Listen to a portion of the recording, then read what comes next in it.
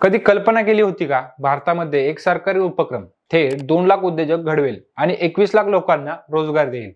हे केवळ आकडे नाहीत, ही भारताच्या अर्थव्यवस्थेतील एक मोठी क्रांती आहे. सरकारच्या DPIIT आकडेवारीनुसार आजपर्यंत 2 लाखांहून अधिक स्टार्टअप्सना अधिकृत मान्यता मिळाली आहे. हे startups digital, healthtech, e-commerce, AI, drone, manufacturing अशा क्षेत्रात सक्रिय आहेत. याचा सर्वात मोठा परिणाम म्हणजे 21 लाखांपेक्षा जास्त रोजगार निर्मिती. जिथे पारंपरिक नोकऱ्या मर्यादित आहेत, तिथे उद्योजकतेने नव्या संधी तयार केल्या आहेत.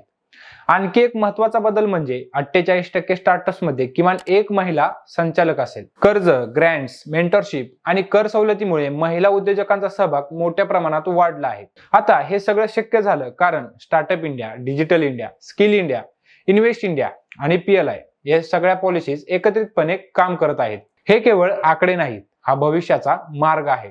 तरुणाईकडे स्वप्ने आहेत आणि देश त्यांना संधी देतोय. जो बदल आज दिसतोय तो पुढील दशकात भारताला जगातील मोठ्या इनोव्हेशन हब मध्ये बदलू शकतो.